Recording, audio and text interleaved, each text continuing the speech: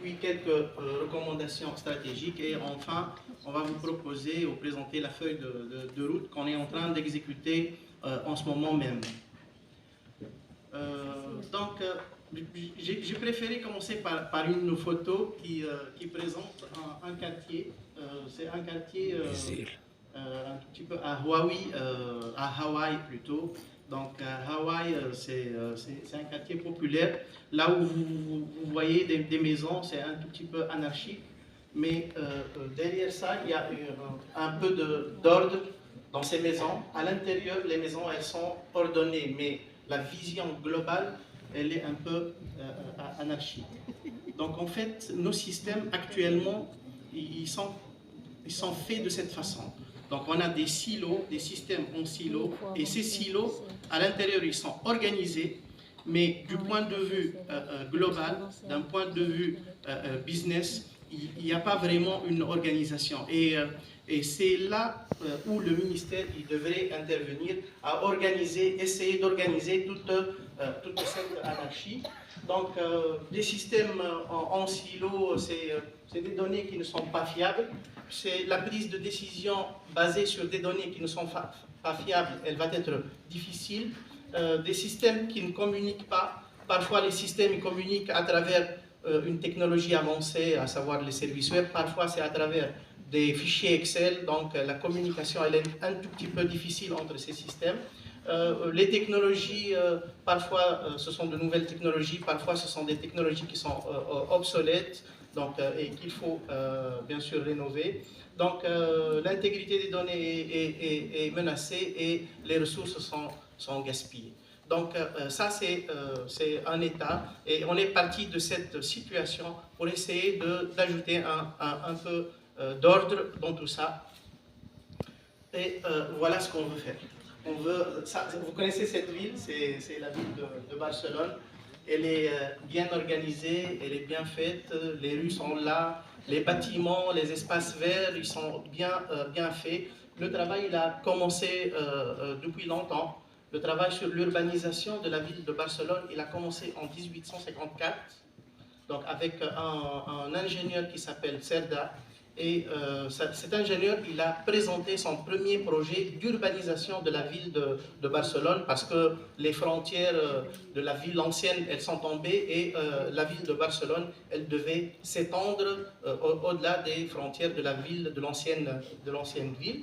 Donc, Monsieur Cerda, il a commencé par faire ce qu'on appelle les samples en espagnol, hein, j'espère que je ne me trompe pas, qui veut dire extension. Donc ce n'est pas tout détruire et commencer à partir de zéro, mais c'est une extension d'un certain existant. D'accord? Mais il faut que cette extension soit bien organisée et bien faite.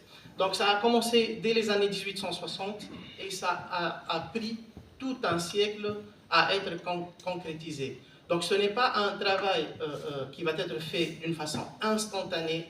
L'urbanisation d'une ville ou l'urbanisation d'un système, ce n'est pas un travail qui se fait en une année ou qui se fait en un seul coup, in one shot. Donc c'est un travail de longue haleine parce que c'est un travail de transformation et c'est un travail de remaniement en profondeur.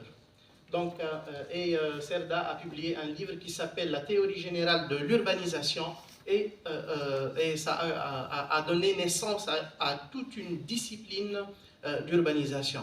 Donc nos systèmes également doivent suivre cette approche d'urbanisation et l'urbanisation a été considérée dans l'évolution des systèmes d'information aujourd'hui. Donc l'urbanisation, en fin de compte, c'est le fait de faire évoluer un système. Donc on a une situation qui est une situation initiale et on veut se projeter dans l'avenir vers une situation cible. Donc on analyse l'existant, tous les systèmes qui sont aujourd'hui existants au niveau des universités, des directions générales, des établissements, et puis on se projette, on définit une vision vers l'avenir et on essaie de tracer la trajectoire qui va nous permettre d'évoluer d'une situation initiale vers une situation urbanisée. Mais aussi, il ne s'agit pas de raser, de faire table rase de ce qui existe. Donc il y a des solutions qui sont très bonnes et qui sont faites au niveau de nos différentes structures. Donc il faut considérer ces solutions et il faut essayer de communiquer avec ces solutions, les généraliser, les améliorer, et tout ça, ça se fait dans ce travail d'urbanisation. Donc l'idée, et je vous invite à rêver avec moi, l'idée c'est d'avoir un système qui regroupe tout le monde, là où le centre de ce système, c'est les données, d'accord? Et ces données, elles sont fiables, et ces données sont la source de toute information, de toute décision dans ce système. Le système, il a des caractéristiques, il devrait être urbanisé, hein? On a déjà parlé d'urbanisation. Modulaire, c'est-à-dire à un certain moment, on peut décider de changer, d'améliorer des modules, etc. Donc un système qui est interopérable, un système qui est communicant, c'est-à-dire on a besoin d'avoir des informations qui passent d'une façon fluide d'un système, d'un sous-système vers un autre sous-système. Et puis on a besoin que ce système soit fédéré et fédérateur. On a besoin également qu'il soit centré sur les utilisateurs, c'est-à-dire, comme on le dit en anglais, user-centric ou user-centricity, c'est-à-dire tout le système doit être dirigé vers les utilisateurs, parce qu'on a des utilisateurs à l'enseignement supérieur, on a plus que 300 000 étudiants, du personnel administratif, des enseignants, donc il faut que le système soit centré vers ces utilisateurs-là. Donc, on n'est pas parti de zéro, il y avait pas mal de travail qui a été fait. Je peux citer en 2006, il y a un travail sur le système d'information sectoriel, je pense qu'il s'appelait Sinus à cette époque. Il y avait en 2014 aussi une deuxième tentative, et on a bâti sur ces tentatives. Hein. On a appris des leçons de ces tentatives-là, et pour pouvoir arriver aujourd'hui à cette vision. Et puis on a fait des études stratégiques en 2021, en 2022. Ce qui est intéressant dans toutes ces études stratégiques, parce qu'il y a une analyse derrière de ces études, ce qui est intéressant, c'est qu'on nous conseille dans les recommandations d'aller vers un système d'information sectoriel. Donc, et puis avec d'autres projets, hein, ce n'est pas l'unique projet, il y a d'autres projets bien sûr, mais c'était l'idée de base d'aller vers un système d'information sectoriel, comme par exemple cette étude où on parle de systèmes d'information et de digitalisation de bout en bout dans les objectifs 3 et 4. La deuxième étude également dans le volet politique institutionnel, où on améliore la qualité des services numériques, on voudrait mettre en place un dispositif de gestion via une infrastructure. Donc toutes ces études... Ça va.